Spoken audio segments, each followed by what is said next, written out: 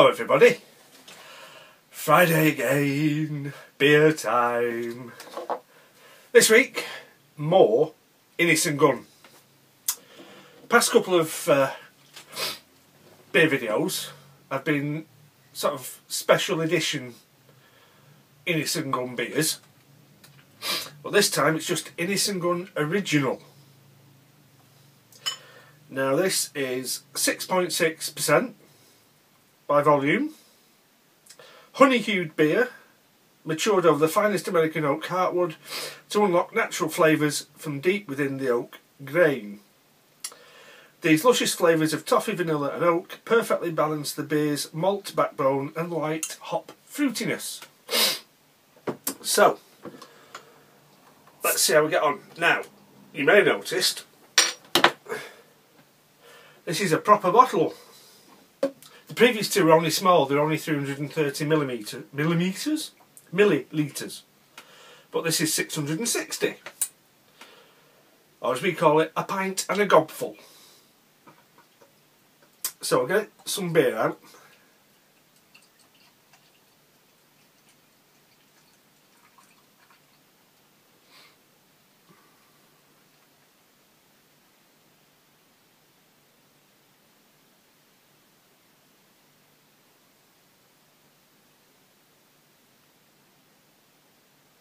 There we go, that should do. Gobful left in the bottle. So it says it's honey-hued, and it's quite light in colour compared to what I usually choose, but I've seen paler. It's still fundamentally a brown beer, not a yellow beer. Smells malty.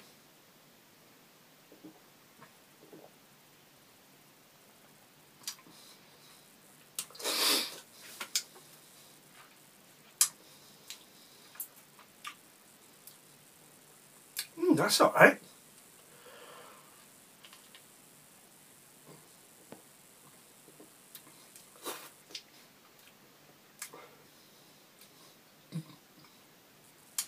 Definitely malty. Definitely a toffee style flavour to the beer. Not getting any noticeable vanilla, but it does have a very smooth mouthfeel, to use a word that always sounds like wanky advertising language but does actually have a proper meaning. Yeah, very smooth.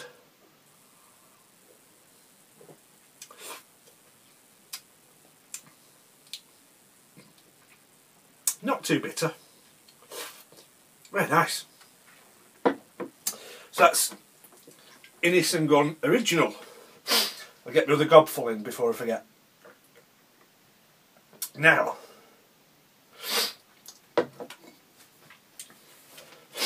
quick apology to recent subscribers. I always used to make a point, when I got a notification of a new subscriber, I go to their channel and leave a thank you message. But I've sort of fallen out of the habit of that. There was a period where, for some bizarre reason, I stopped getting the notifications, and then when they started coming through to my inbox again, I just didn't pick up where I left off, and I have had quite a few new subscribers recently, so thank you all very much. I do appreciate it, and I will try and get back to leaving personal thank yous on new subs channels. Excuse me, it's a bit lively, that beer. Just have another go, make sure I like it.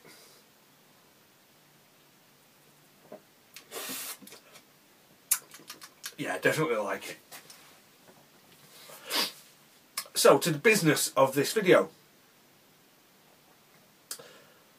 When I got tagged by Mitchell, Air Record USA, to show my knife collection, I did a VR, but I didn't show the collection because it would have been a massive long video to film, and people would have got bored halfway through, I think, watching it. So I just showed one of my favourite knives, and I did show my storage boxes, just to give an idea of why I thought it would be impractical. But a couple of people left comments saying they want to see what's in the boxes. So that's what we're going to do. We're going to have a box by box series of videos showing you what's there. Most of the stuff you've seen before anyway, but if you would like to join me, we'll pop over to the desk and see what's in box 1. Okay, so here we have the contents of box 1. The boxes themselves are little organiser boxes from Clas Ohlson.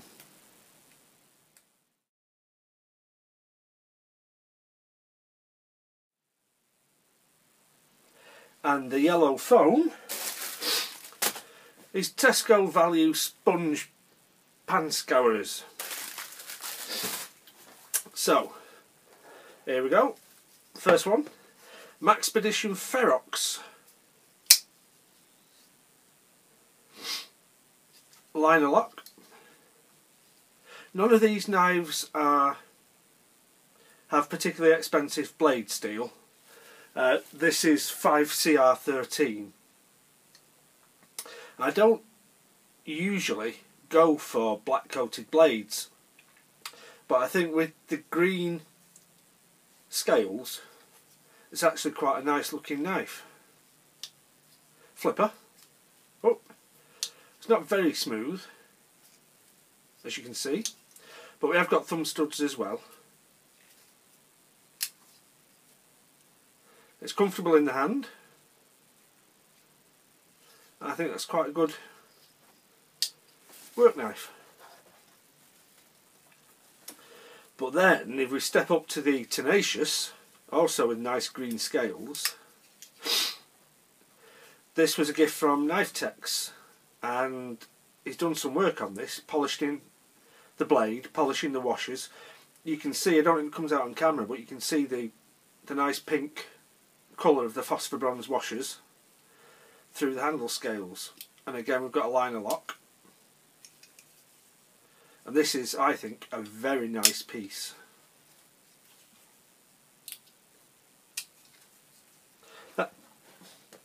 That's 8CR13 MOV blade steel,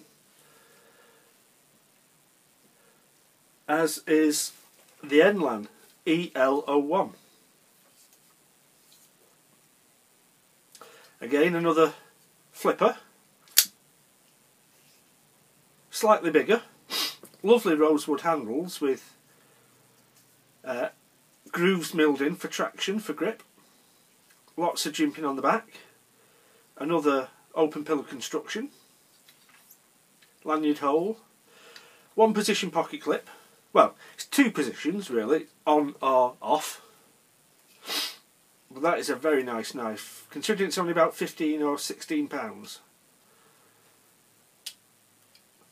That's lovely. The only disadvantage being the pretend Microtech style pivot. I had to make a little doobry for adjusting that. And then we've got the Higo no Kami. Although, strictly speaking, this particular one, you can't really call it Higo no Kami because it's not made by the last remaining fella who owns the rights to the name. This is one of the Miyamoto Musashi ones.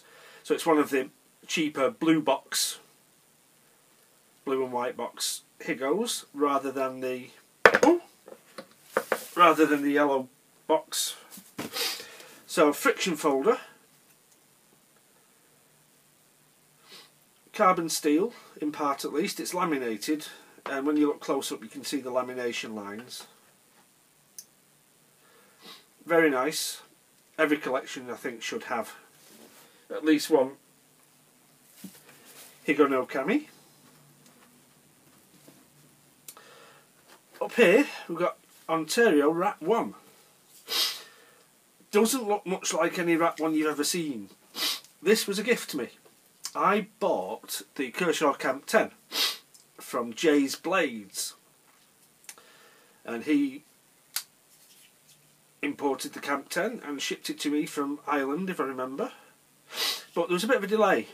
As a gift, as a thank you for my patience, and it wasn't a problem anyway, he sent me this, and he pimped this. He did the scales. It was his first attempt at pimping a knife. OS 8, the steel, another liner lock. I know a lot of people are big fans of the Rat one.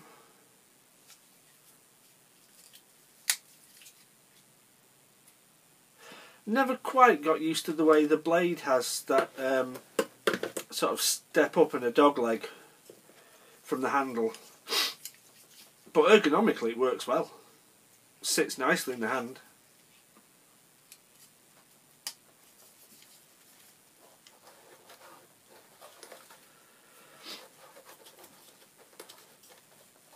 I can't remember which way I put that in now. That'll do. Then we've got the big Schrade drop point. This, from memory, I think weighs about 7.5 ounces or something stupid. It's all steel. We've got a big hollow ground drop point blade, frame lock this time, and the blade on this is 9CR18 MOV. It's got a nice smooth action. Just trying to see. I can't see actually what the washers are. It's well made, the fit and finish is good, but it's too heavy to be sensible. That's the Schrade SCH304. But I must admit it's a lot of fun.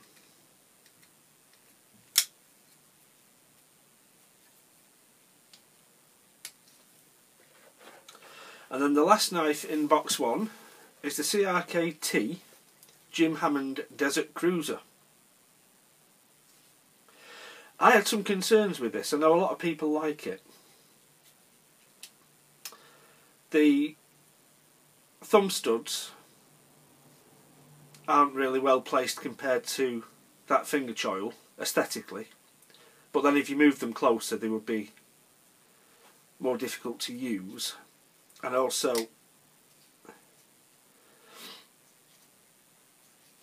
what was I going to say then? Yeah, although they would look better, it would make it more difficult because you wouldn't get the leverage. And also, that's it, and also they don't protrude past the scales, so it's hard to engage them with your thumb. You could do with a bit of a recess.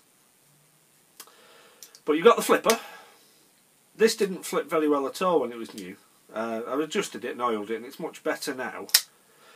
But you are safer using a bit of a wrist flick every time. And one of the other things I found was this, the shape of the flipper is uncomfortable with repeated use. The jimping is quite rough to the touch.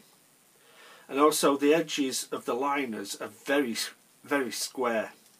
So if you're flipping it a lot, it will make the end of your finger quite uncomfortable just from the repeated contact with those edges. The scales are very grippy. And if you look at the Jim Hammond custom knives, where I think some of those issues would be addressed, they're very, very nice, but they are hundreds and hundreds of pounds, whereas this was about 20 quid. We've got the locks safety there, so you've got a liner lock, but then when you engage the locks it puts a wedge behind the liner lock so that you can't disengage the liner lock, which is quite nice. I like that. So it's quite a big blade.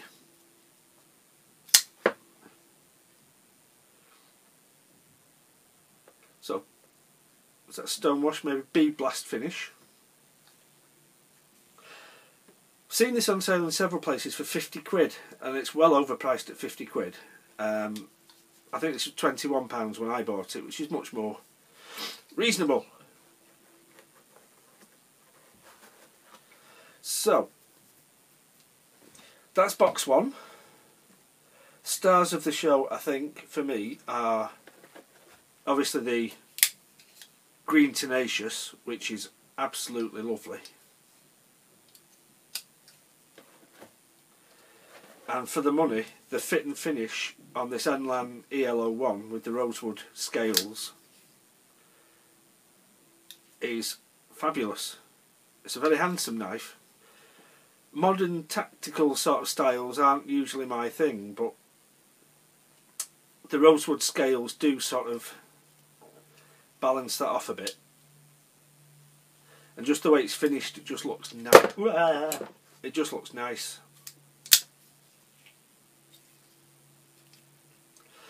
So that's my little wander around box 1. I hope you enjoyed it. Next video, as you might imagine, will be box 2. So until next time, thanks for watching.